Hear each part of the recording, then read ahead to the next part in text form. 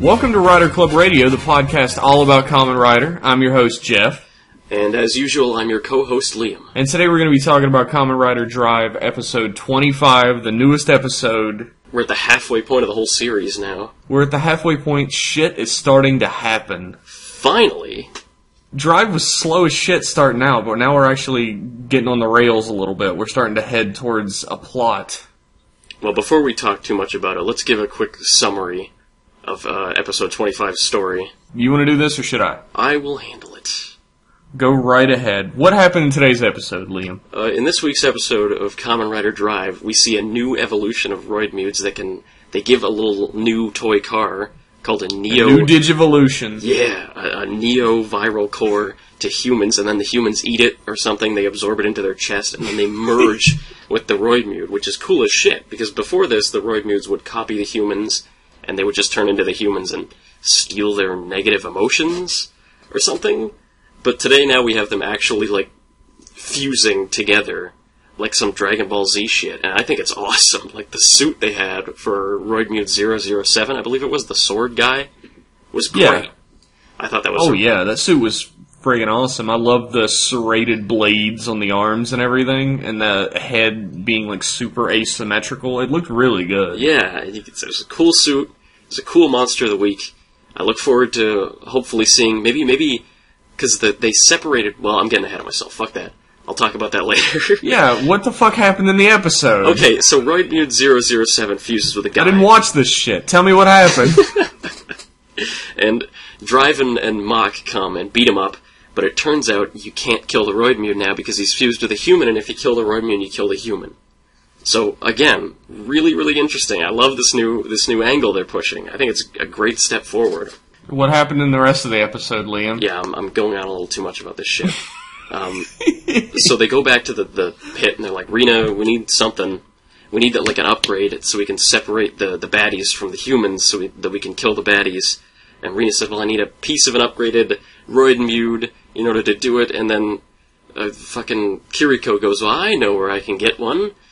So she goes to her boyfriend, Chase, who cuts off a piece of himself, and Kiriko takes the piece and takes it back to Rina.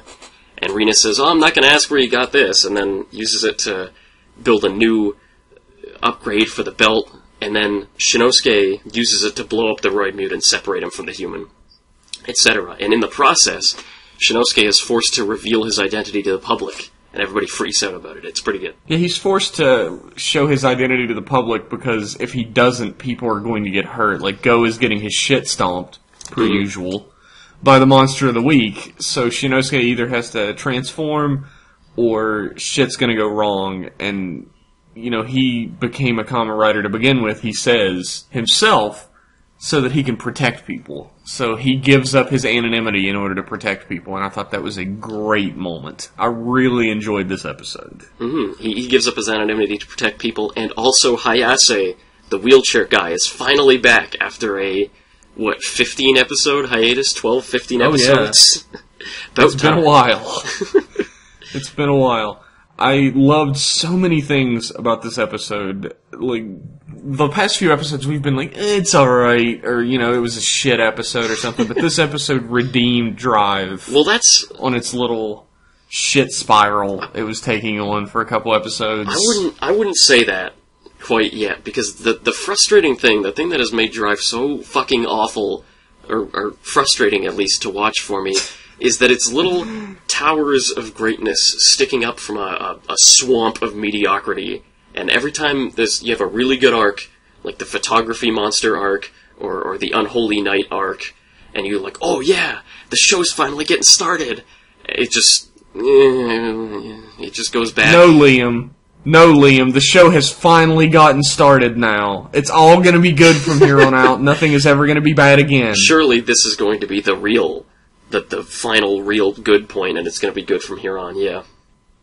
That's something that's kind of a piss-poor endorsement of the show when we're on episode 25, and we're like, oh, we're halfway through the show. It's finally getting started. Toei seems to think the same thing, though. They're previewing, oh, here's the big plot twist coming up that kicks off the series.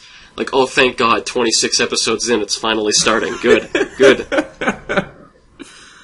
I love this episode, though. We're talking about this episode now. Of course, we could shit spiral down even further next episode and never regain plot again, but this episode was great. This is the best episode we've had in a very, very long time. I really loved it. And I especially loved it because amidst all the, like, plot happening, we had a little bit of fighting and stuff. We had sort of an upgrade, like a side grade. We also got some great characterization going on in there. Yeah, Tamari has a really good moment towards the end where he resolves that he cares about protecting people above all else and has this little, like, hero moment. He's a real Kamen Rider now. He doesn't give a fuck about anything but saving people. Hell yeah, motherfucker. It was really cool. And we got a glimpse of Roidmude 001. So we're finally beginning that plot thread at the very end. Yeah, we're halfway through the series and we're about to meet the actual villain of the series. Probably in like 6 episodes or something. We'll meet him. What I was saying earlier... He'll keep showing up. What I was saying earlier is the big bad 001 Roidmude pops in and saves 007, the one that fuses. And I'm hoping maybe in next episode, this might be a little too much to hope for, but I'm thinking maybe he's going to fuse with another human and he's going to look slightly different because it's a different person. Do you think that's going to happen? Is that wishful thinking on my part? I would love that, but that is absolutely wishful thinking on your part. Yeah. Also, like, I would love that. We had a character from the actual police proper coming in and criticizing the Special Investigations Division. We haven't had that in a while. Yeah, I thought that was good because I hope maybe the Special Investigations crew will be more involved in the plot from now on. Like to have a more direct hand. Usually it's just Q sending Drive on the right spot or something. But it would be nice to have them be more involved. Think about how much Rena has become more involved since she learned about... Well, since she tipped her hat that she knew about Drive. Like, she's become very integral to the plot. Now that all these other characters in the Special Investigation Unit know about Drive as well, hopefully we'll be getting a hell of a lot more of them. Relative to the plot. Thank God. I would always love to see more Q. Another thing... We find out today, and I saw people predicting this too, because he's such a goofy character, that the Chief knew about Drive all along, and he was best buddies with Krim, and Krim just forgot to mention it for some reason.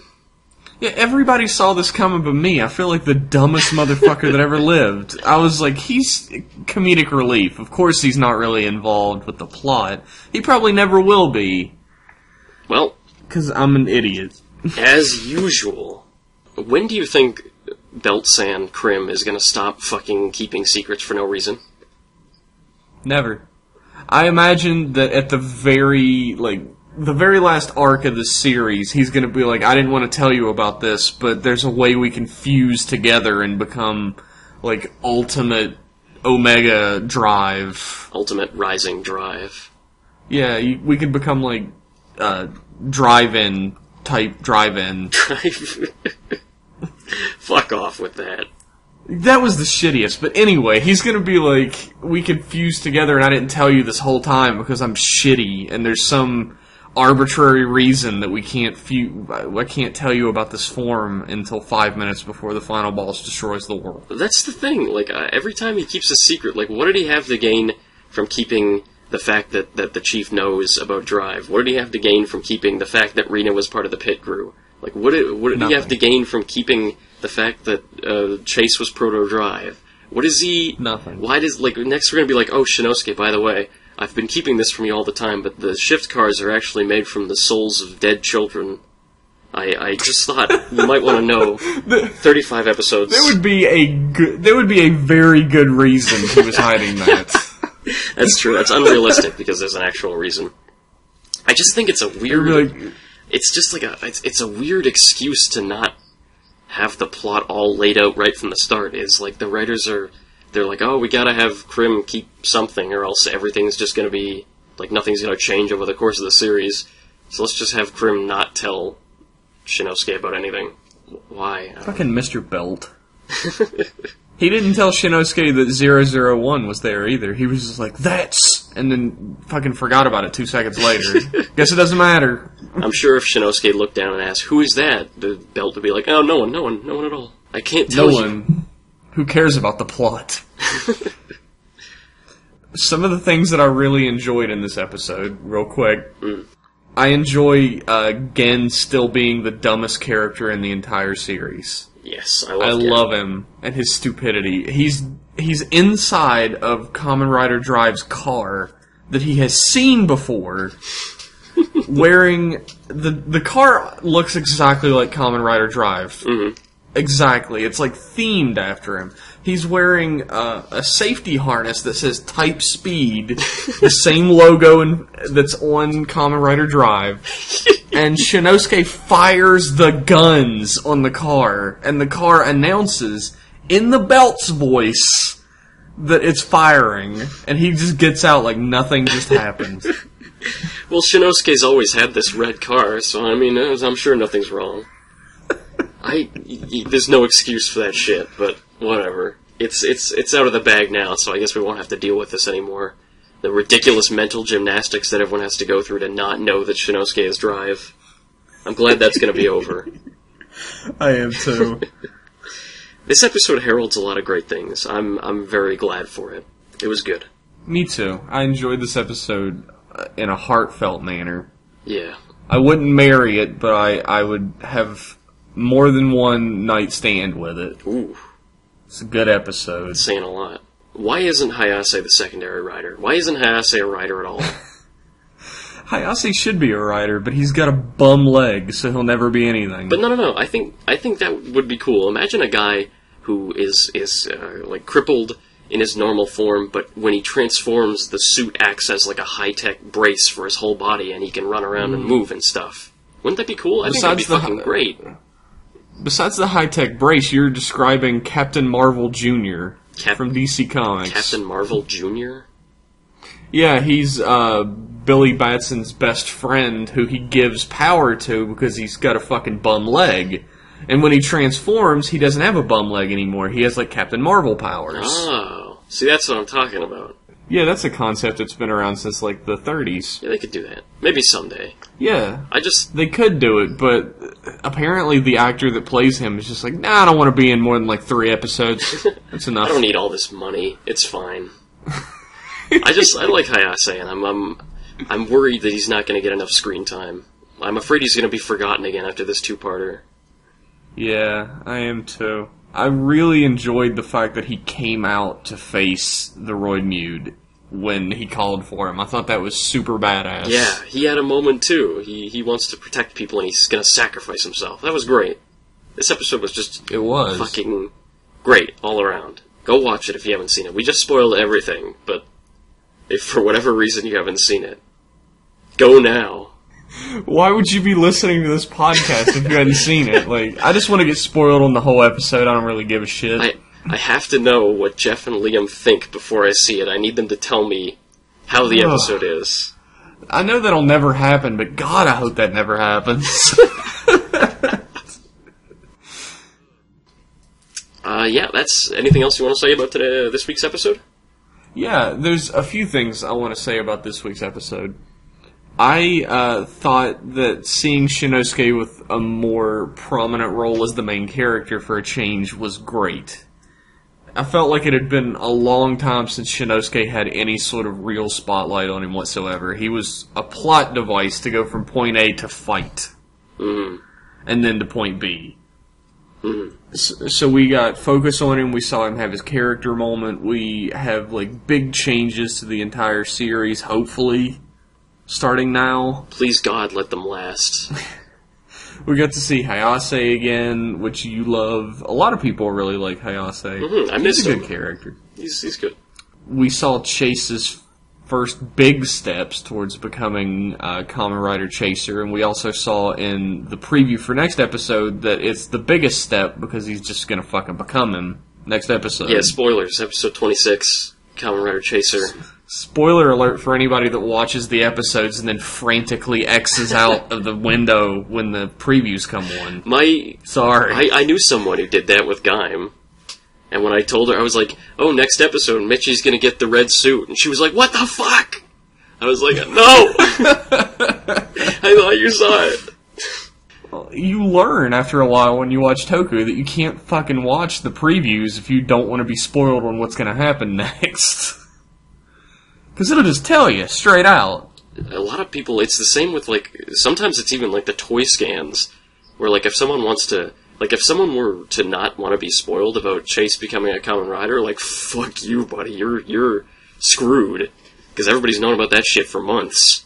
Because of toy scans. You lock yourself into a fucking sensory deprivation tank, maybe. You won't know about it. It's the only way. A toy, like, in order to sell toys, they have to give shit away early. You gotta hype the kids up for the Chaser signal bike, or the big Chaser hammer that you're gonna swing around all angry.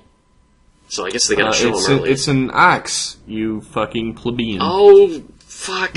Oh, I blew it. I gotta leave the podcast now. I gotta quit. That's strike 3, motherfucker. I gotta change my name. You gotta change your name from Liam Soji. From Liam Soji to Liam Kagami, I guess. You're not cool enough to be Kagami. That's saying a lot. Oh my god. No, you're the Kagami. You're the Kagami to my Tendo, because you're a fucking loser and I'm cool as shit. That's how it is. Yeah, that's reality. That's how it is with this podcast. That's the real world. Big news this week. Kamen Rider Drive soundtrack is out. Yeah, I'm recording this after the fact because we were wrong again. The Kamen Rider Drive soundtrack is not out. It's available for pre-order. It's going to be out April 25th. Sorry. It's on Amazon right now for something like 2,600 yens, which is like $20. You can go and spend all your hard-earned yens on the smooth tunes that you hear coming out of belts on your favorite toy commercial. And there's some preview tracks on the Amazon.jp page too. I'll be linking that down in the description of the blog if you want to see it. And that's something that Drive has in spades, is good music. Some Rider series you fucking ears want to bleed from how bad the music is. Not a lot of them, but Drive has the fucking smoothest tunes to get you hype, even fight all your monster enemies. Even back when Drive was shitty and I hated it, it had some fine music, I will say, from the theme song. You have some strong fucking opinions about this. I really didn't like early Drive. Really, I passionately didn't like early Drive, but it's gotten better, so don't crucify me. And the music is really good, from beginning to now. So, yeah, it's got that going for it. I liked early Drive. I thought it was kind of mediocre, but we've finally gotten into the meat. We had to bite through fucking 20 feet of sandwich to get to the meat, but we got there. Yeah, and let's hope it stays this time, please. Toei. I like to imagine that in your head there are like 20 Toei representatives like huddled around the computer listening to our podcast closely. Like, did they fuck up? What did they say about our show? Did he call it a hammer or an axe? I gotta know. That is what they do. Send out the assassins. Is that all we have to say about the music? Yeah, I haven't really heard the specific tracks or anything yet. I've only heard what's on the show. Of course, I fucking love the opening theme song. I might have mentioned this before, but that song I thought was just pretty mediocre and bland the first time I heard it. And every time I heard it afterwards, it just grew and grew and grew on me until I sing along to that song. I'm singing the wrong words. I don't understand Japanese. Yeah, but Surprise I sing Drive. along passionately. Surprise Drive is really good. A lot better than Just Live More, I believe, was the name of Gaim's theme. I actually really loved Just Live More as well, Really? but not as much as Surprise Drive. Just Live More hyped me up, because every week I wanted to know, like, I was excited for Gaim every week. I wanted to see what happened, but the song itself I would never listen to on its own. I would. Surprise Drive. I think I would listen did. to. I think I have it in my music files. Do you? Even. Yeah. The song I really like in Drive, I think my favorite so far, is the one where Tamara will be going to do something like stop the roid mute or whatever, and then Chase will step out from around a corner, and you'll hear the strings going dun dun dun dun dun dun. Oh yeah, that's my favorite. I love Machine Chasers theme. I love that track. I want to listen to it so bad. I hope it's on the soundtrack. That track is boss. Yeah. I also love anytime they go into the police station or anything, they're doing anything police procedural, like they'll play this like fucking 1970s style, like really chill detective noir type of theme in the background. I fucking love that theme. Yeah, I know which one you're talking about. That whole soundtrack. I can't wait to get my hands on it. It's a good one. That's stuff I'll actually listen to on its own. Oh yeah. That's how good it is. I think that's all we really have to say about the soundtrack, though. Yes, I have something that I totally forgot to mention last week. Something I know nothing about. He refused to tell me what this is. I haven't told Jeff anything about it because I need to ask him something. A game got announced a couple weeks ago, and it's called Kamen Rider Megaton Smash. Now, based on that title alone, Jeff, what kind of game do you think it is? This is a fucking cell phone game, isn't it? Good guess. Good guess. It's a browser-based tower defense game. So even worse than what you were thinking. You know, I've watched a lot of Kamen Rider. I've watched a good deal of Super Sentai. I've watched some Metal Heroes. I've got a lot of experience with Toei and their business practices. I don't even think I would have chosen that they would have gone that fucking low for this game. The worst thing is, there's a trailer out, right? And it doesn't show any gameplay, obviously, because you can't have anybody knowing what it actually is. Because God forbid they'll see it's tower defense, they're like, ah, fuck this. But it's just a picture of like a post-apocalyptic Tokyo, and Kamen Rider Drive and Kamen Rider 1. They stand back to back, and then they turn to the camera and do this sick rider kick. And it's like, oh, Megaton Smash. This must be like a fighting game, or like a beat 'em up, or so with a name like Megaton Smash, right? Nope. Yeah, it immediately brings to mind, like, Smash Brothers, like Smash TV, games that are really good. Games that are fun, and not tower defense. I don't even... How is it gonna work? Are you gonna build, like, little Kamen Rider turrets based on each rider? Is it gonna be you're placing the riders themselves, and they'll, like, whack at monsters while they go by? Is tower defense... Does anybody even play those games anymore? If you love tower defense... I'm sorry for your life choices, and also for the way we're talking about it. I'm not sorry. I'm not fucking sorry. What a waste. I know we've said this before, but what a waste of a good franchise. Kamen Rider is fodder for great action games, and it's just... They squander it. Every year. They really do. It's just fucking... So many ideas for great games, and they've had good games in the past, good beat-em-up style games, which Kamen Rider is fucking ripe for. And even if you're not going to do beat-em-up style games, do a fucking fighting game. They all fight, all the time. Kamen Riders are always fighting other Kamen Riders. And you have, like, they've done it before. You had during while Wizard was airing, there was Super Climax Heroes, which was super fun. It's really, really simplistic. Like, brain-numbingly simplistic, but I thought it was pretty fun. And it doesn't have to be an in-depth game. It can be the most casual of casual style fighting games or beat-em-up games, whatever. But fucking tower defense. What does that have to do with Kamen Rider? I don't know.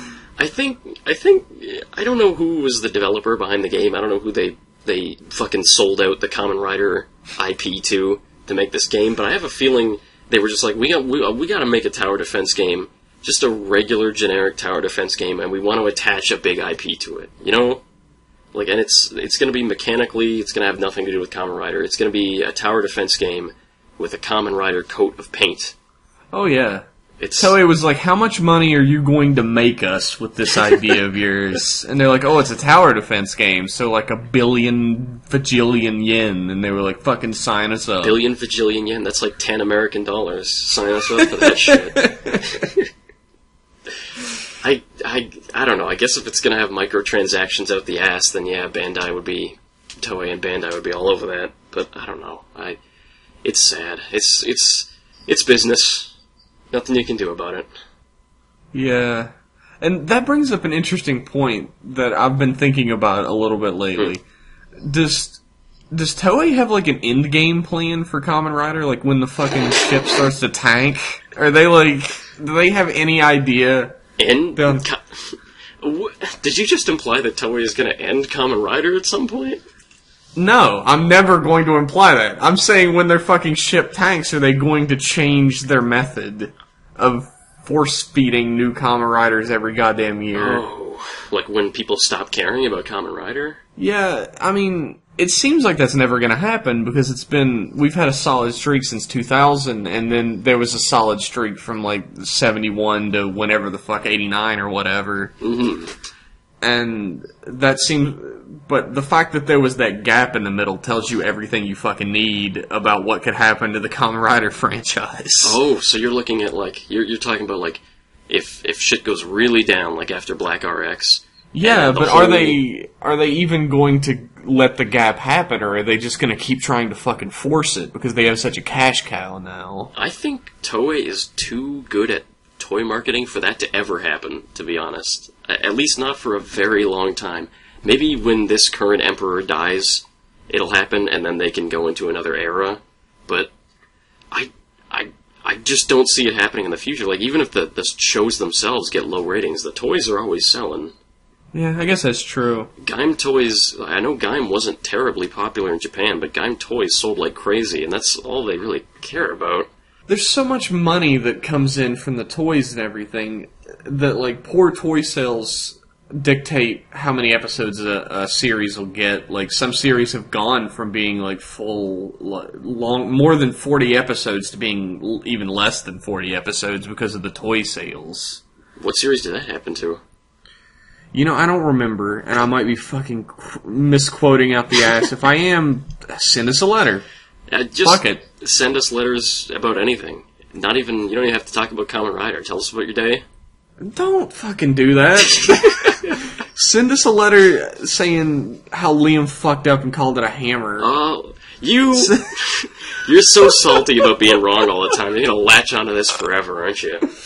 Oh, come on. You've never been wrong in this podcast. No, never. Nope. Spotless record.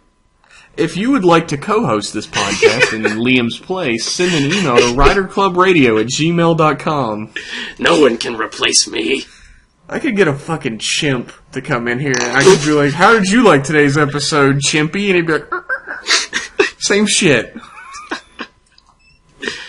I'm sure a chimp would love Kamen Rider. Lots of flashing lights and moving things. That's why we like it. I once got my dog to sit down and watch a bit of an episode of Black. I think it was, again, because of all the flashing lights, but he seemed fairly attentive for an action scene. Is he available to co-host a podcast? You think Toei would ever branch out and make, like, dog toys out of Kamen Riders? Like, chew toys shaped like a belt or something like that? That sounds like something they would do. How are we even sure that hasn't already happened? That's true. That's true. It might just be something that never ended up on Mandarake and we never saw. I don't think there's, like, too much... there's not, like, too much overseas need for chew toys based on Kamen Rider. That's... If they have it, that's a big untapped market. I think I would get a little shift car chew toy for my dog. You can. Just buy a shift car and give it to your dog. Hey! It's not like they have any electronics or anything in them. Nope. Fuck shift cars, though. You're so salty about shift cars. They're so lame. They're the lamest toy. Lockseeds were cool. I've already been over this. Lockseeds were fucking cool, and shift cars are just... They're glorified pegs. I don't like them. To get back on topic, we actually received some mail. Talking about mail. Yeah, we just mentioned it a minute ago. What a segue, right? Mm-hmm. We received some mail from Bevan246. He said, hey, just wanted to let you know that I'm a huge fan. You guys have the perfect balance of critical and enjoyable to listen to that I have trouble finding. That's a lie, but we appreciate it. I'd like to go out right now and say I swear neither of us wrote this email. This is from a total stranger. As far as you guys know, neither of us wrote this. He said, I would honestly love to hear you guys talking about a series that you both watched in retrospective, which we haven't really done yet. I mean... We've talked a little bit about Ryuki, and we both watched that, but I try to shift the conversation away from that as fast as I fucking can, because Liam will never stop talking about it. Yeah, you get me on Ryuki, I'm not going to shut up anytime soon. In a short while, actually, we're going to be talking about a series that we both watched, but he asks, awkward question, do you guys know any good Kamen Rider podcasts? And I immediately thought, what the fuck? Is this email making fun of us? But no, he said, I'm having trouble finding ones that don't make me want to die, excluding you, of course. Oh, thank God. Thank you. Can't wait for the next episode. There is another podcast that I've listened to a couple episodes of, and I've spoken a couple times to one of the people who run it on Twitter. And this isn't like an endorsement or anything, but I highly doubt it'll make you want to die. It's called Hen Shenanigans. I was going to mention Hen Shenanigans as well. They don't update as often, but I've heard very good things about them. and they've got the best fucking name for a Toku podcast that you could possibly have.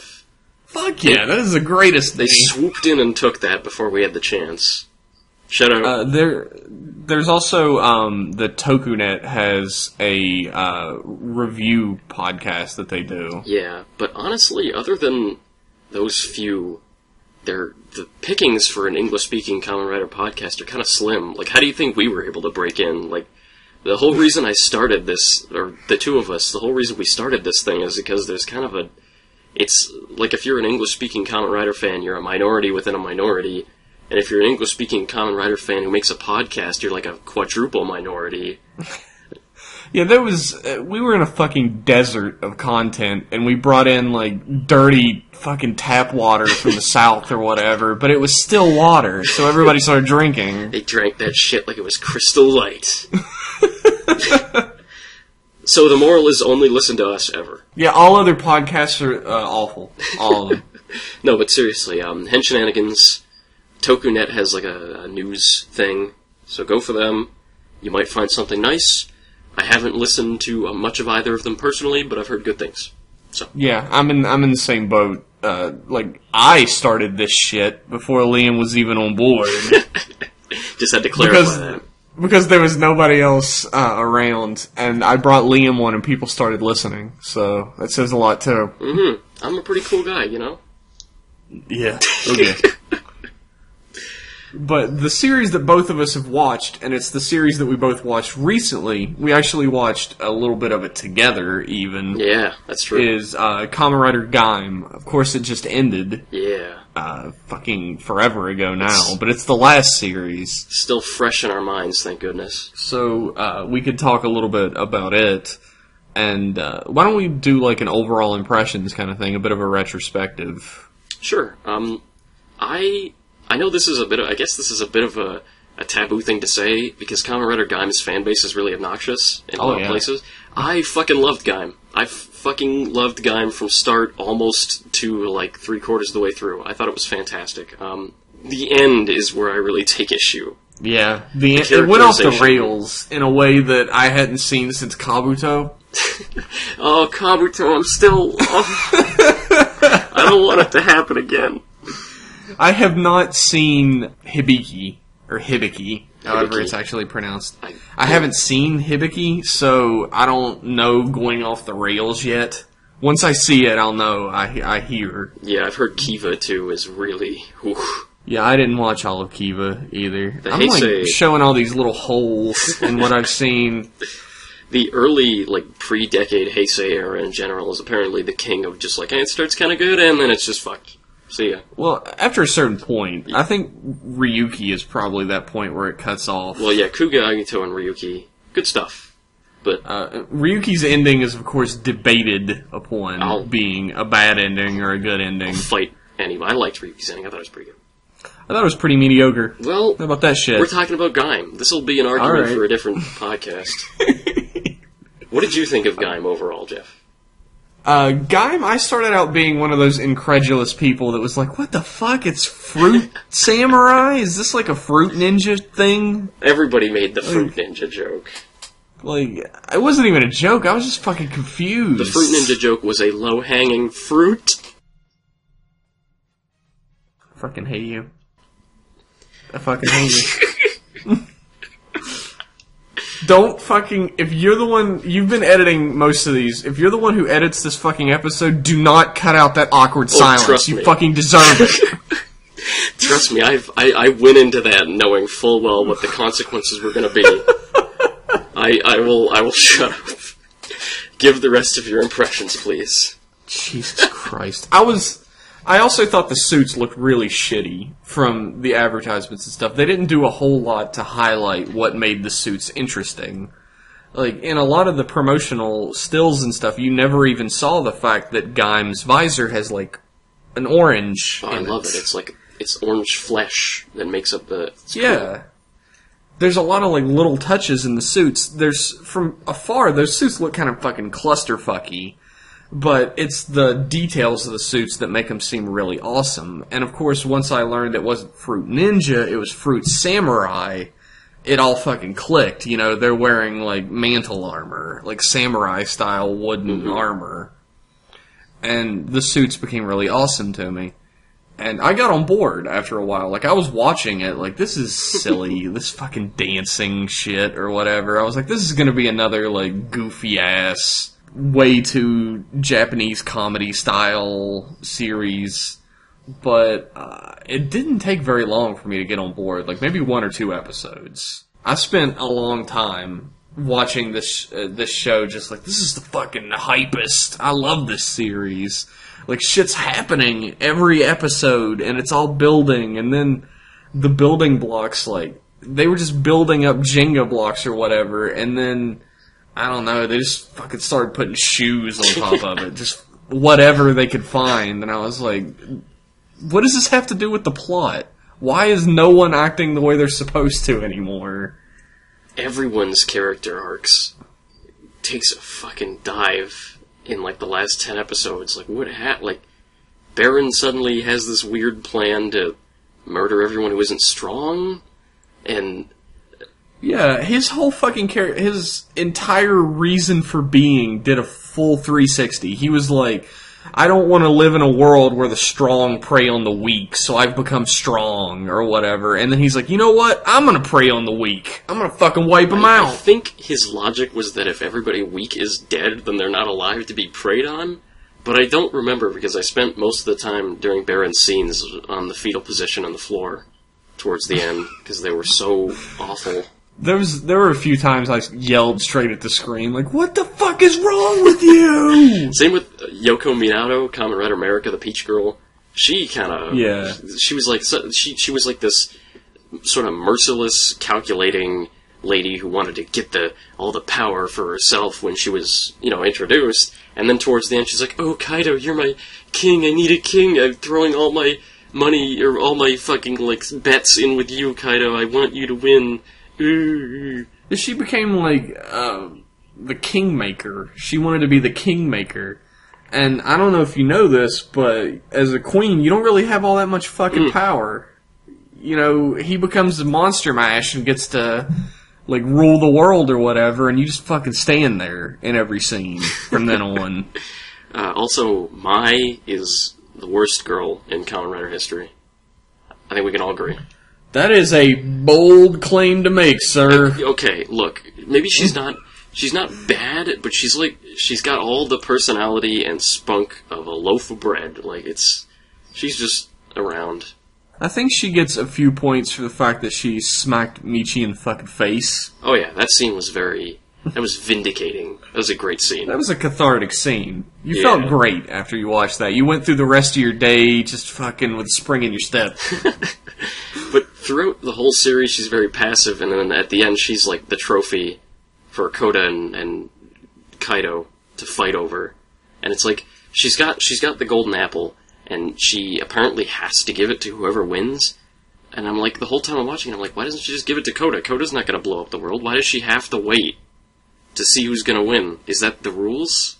Is that the Helheim rules? Look, you gotta follow the rules, man. If you don't follow the rules, you'll go to jail. I guess. She didn't want to go to jail. I guess you go to Helheim prison. I don't know. It was...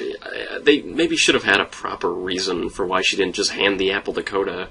There was a lot of... I think that's sort of the best way to sum up the entire of the end of Gaim. They should have had a proper reason. Yeah, exactly. People should have had a proper reason for everything they did. I mean, some characters were fine. Zack was fine. Zack stayed good, I thought. Zack, best character in Gaim. Yeah. We were going to get to best character eventually, so I'm going to skip ahead to best character, Zack. And people will ask me, why Zack? You know, he's sort of a middle-of-the-road good guy. He doesn't have a whole lot of pathos to him whatsoever. We don't get a whole lot of look inside of his head.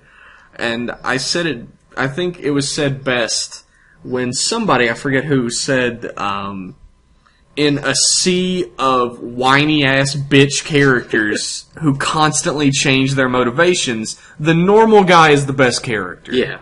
Zack is totally, he just wants to help.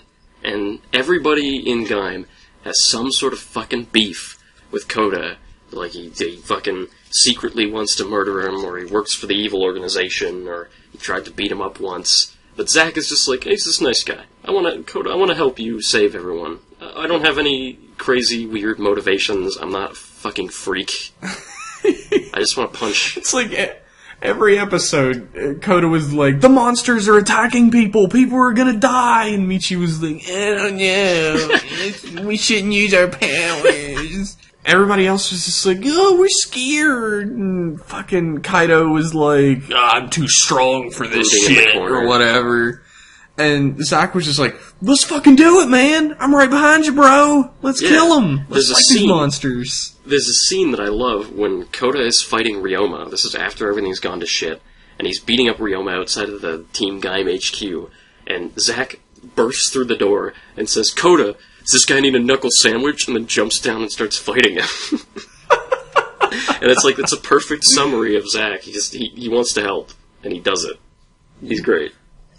He's hot-blooded, too. Yeah. That's something I always love to see in a character. Like, when they're watching the, aftermath of the missiles on TV or whatever, and he's like, oh, we need to get revenge on these guys. Let's go do it now. And I was like, hell yeah, Zack, I believe you. Let's do it. Yeah, Zack was a breath of fresh air in a sea of really uncertain characters. And that's something, my biggest complaint about Gaim isn't the ending in the same way that yours is. Mm. My biggest complaint about Gaim is that it keeps making me like Koda's character to just snatch that fucking away from me. Over and over and over again. And this wasn't so much a problem as I was watching it, but the ending, of course, compounded the problem.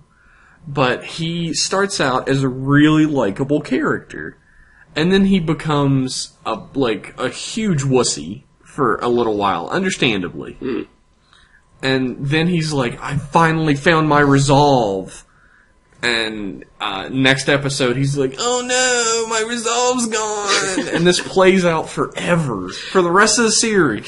Backtracking character development, yeah. And I really wanted Koda to be my favorite character, because in the moments when he finds his resolve, he's a great character. He's like fucking forcing his way through Yggdrasil headquarters, taking on everybody, like giving a really inspiring speech to everybody he runs into. He didn't even save it up. He was talking the whole time as he was fighting. Stops every 30 seconds to talk to whoever's near. And then it ends. Next episode every time. Mm-hmm. Yeah, I understand. I can't say I had as big of a problem with that as you did, but I understand. I've seen a lot of people saying the same. Let's talk about your favorite character. I know who this is. Oh, yeah. Banana Man. Oh, God. I didn't think Kaido no, I'm was kidding. your favorite It's not character. actually. I love Banana Man. I love Edgelord Riders. I'm sure anybody who knows how much I love Kamen Rider Knight knows how much I love Edgelord Riders, but my favorite character was Jonochi, Kamen Rider Gridon, Kamen Rider Ornak, Kamen Rider fucking loser. Absolute. I have a tendency to lean towards either the schlub, like Kagami, who I love, or the guy who's like this big arrogant prick who can't back it up at all. I love that character archetype. And Jonochi was so that. He played it up to a T. I loved him a lot. I loved him when he was hanging out with Pinecone Man, whose name I don't remember, Hase. I loved him when he was apprenticed to Orin. I just loved him the whole way through. He stayed.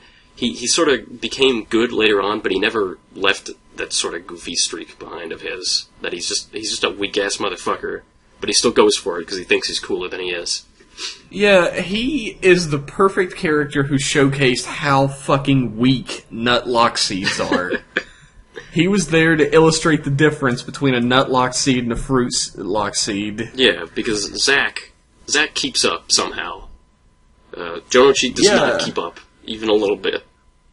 I had a conversation with a mutual friend of ours who loves Kamen Rider as well about the differences between the lock seeds, and the best we could figure out is your own ability as a fighter plays into how powerful the lock seed can be. Jonochi is fucking awful. He can't fight worth a shit. He gets his ass beat constantly. So even with a lock seed, it's not going to make much difference. You probably could have given him fucking Kiwami and he still would have got his ass beat. I thought it was like the strength of your willpower or something vague like that determined how strong your belt is. And since Jonochi was an idiot, his was weak. Yeah. It could be. It could be that, but like either Zack's willpower or his ability to fight, one or the other, lets him keep up to a degree. Yeah. with the other riders. He's always the weakest in the lot, but he fights the hardest out of all of them. Mm-hmm. And there's a consistency to those lock seeds and the different power levels that you don't really see in other series. Like, power levels are all over the fucking place in Kamen Rider. Oh, yeah. All the time. But in Gaim, when the characters all do a finisher together, everyone who has a fruit lock seed or an upgrade does, like, the one. They hit their thing once, which is... Squash. Squash. And whenever they hit their thing once, which is their lowest level finisher attack, Zack always hits his twice. Yeah. Every single time. He's got to give that little extra 10%. Because he couldn't keep up with the others by using the same level of power. Yeah, but despite using a nutlock seed, Jonouchi sticks with it, and he even has a moment. There's a little episode where it's just about Jonouchi and Orin, and Koda only appears for like 2 seconds, and I don't remember who. I think it was Orin, who's about to be fucked up by a bunch of invests, and they're like shooting a bunch of shit at him, and Jonouchi, while wearing a woman's dress, transforms. He does a running transform into his Kamen Rider form and jumps between Orin and all the bullets and gets fucked up for him. And that's his nice little hero moment. He's like, okay, yeah. He's not a totally awful human being. He had like a couple hero moments like that, really. Like a couple, I say 2. He had 2 of them. What was the other one? I don't remember. There was a moment later on where they formed like a posse, and they're going to go to Yggdrasil to take down Michi and his girlfriend. I guess girlfriend. I don't know. It's vague. But they go to Yggdrasil together, and Orin and Jonouchi have to hold off. Oh, yeah. The monster's there, and Jonouchi's like, yeah, we'll take care of it, Koda. You go ahead. And he starts fighting. That scene. And he doesn't die. No, he survives. Great. And there's a bit when Koda is using Kiwami for the first time. And just before that, the whole posse is around and they're fighting Demushu, I believe, the red one. Yeah. And they're all getting their asses kicked because Demushu is so strong. And the camera all goes around in a circle and they're all like, oh, we're too weak. Oh, he's so strong, we can't take him. And it goes to Jonouchi and all he says is, never give up. Oh, yeah, I love that too. And it's like, yeah, get him. That's Jonouchi. That's what he would say. He's an idiot. I love him. He's the whole reason I spent an extra bunch of fucking money so I could get the DX Acorn lock seed with the little Kamen Rider grid-on faceplate to put into your Sengoku driver. I want the walnut so bad. Oh, the walnut. The walnut's a good one. I want it so bad. Like I said, lock seeds are cool. They are. There's something hypnotic about a fruit-shaped lock that makes noises. It's just, they're just nice geometric designs. They're simple. Gaim had problems. Oh, yeah. There are very few Kamen Rider series that don't have some sort of huge glaring problem to them. I would say there are none that don't have at least one glaring problem. Well, yeah, but huge glaring problem is what I'm talking about. There are very few that get past that. Every Kamen Rider series has some sort of a problem to it. Yeah. Even, like, the earlier Heisei series that I'm always, like, dick riding on, like Kuga and Agito have their problems. Like, Kuga has a glacial pace. Mm-hmm. And Agito sidetracks itself constantly. And even Ryuki has the arc where Ryuki has to break up the illegal underground Mortal Kombat fighting ring. Which is the dumbest shit in Kamen Rider history to date. I'd forgotten about that. I won't allow myself to forget. I'm traumatized by that stupid arc. Well, that's a bit of a retrospective on Gaim. I hope it helped you out, Bevan246. I hope you enjoyed it. We might touch on that a little bit more later when we've put a little bit more thought together for it. Mm. But for now, that's sort of our overarching retrospective of how we felt about it. Yes. Thumbs up overall. Give it a watch if you haven't already. Just prepare yourself for things to get wonky later on. Yeah. Just like everyone says when you watch Kabuto, you shouldn't not watch Kabuto because things get out of whack later. Mm-hmm. Push yourself through Gaim's slowish beginning and brace yourself for its ending, but in the middle, it's a ride. It's a nice sandwich. Yeah. It's delicious in the middle. It's a little hard on the outside. Bread's all moldy. Whoa. Your opinions are always slightly harsher than mine, is what I'm noticing in this podcast. I am less forgiving of Toei. I give them so much money. They might as well be able to overlord me. I think that's everything we had to say about Kamen Rider this week. Yeah, I'm about finished. Alright, well, thanks for listening. We still have a Twitter, @RiderClubRadio. We have email address, which is riderclubradio@gmail.com. And if you'd like to ask us a question and have it read out on the stream, just like we did with Mr. Bevan, please shoot us something on Twitter or on the Gmail, or leave a comment on our blog if you have a WordPress account for whatever reason. I think you can anonymously leave comments without having to have an account on WordPress. Yeah. Just get the question to us any way you can, and we'll read it out. You can ask the question on the YouTube account, or you can even ask it on Tumblr if you're such a person. We have many options laid out for you. Too many options, one might think. They're gonna be overwhelmed. Oh, I don't have any questions for all this shit. But thank you for listening, and tune in next week where we're going to talk about more of this shit. Oh, yeah, can't wait. See ya. Bye.